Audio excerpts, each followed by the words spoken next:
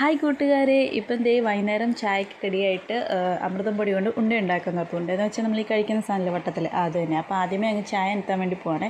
ചായക്കകത്ത് Bru ചായയാണ് ഞാൻ എപ്പോഴും ഈ ഏലക്ക ഇങ്ങനെ ഇടും. ഇതാണ് ഇടുക്കിയിലെ ഏലക്ക. ഇതെൻ്റെ ചേച്ചി എനിക്ക് കൊണ്ടുവന്നതാണ് ഇടുക്കിയിൽ നിന്ന്. ഇതെല്ലാം ഇതിൽ കൂടുതലുണ്ടായിരുന്നു കേട്ടോ, ഞാനിങ്ങനെ ഉപയോഗിച്ച് തീർന്നു. അപ്പം ഞാൻ എപ്പോഴും ഇങ്ങനെ ഈ ബ്രൂ ചായക്കകത്ത് ഇതിങ്ങനെ ചതച്ചിടും, നല്ല രുചിയാണ്. അപ്പം ഒരു അമൃതം പൊടി എടുത്തിട്ട് കുറച്ച് ഞാൻ എടുത്തിട്ടുള്ളത്. അപ്പോൾ അതിനകത്തോട്ട് കുറച്ച് തേങ്ങയും ഏലക്കയും ചേർത്തൊന്ന് ഇങ്ങനൊന്ന് കറക്കി കൈ കൊണ്ട് ഇതാക്കി എടുത്തിട്ട്, പിന്നെ കൈ കൊണ്ട് തന്നെ കേട്ടോ ഞാൻ കുഴയ്ക്കുന്നത്. അപ്പോൾ ചെറു ചൂടുവെള്ളം ആക്കി എടുത്തിട്ട് നമ്മൾ കുഴച്ച് ഒന്നെടുക്കും.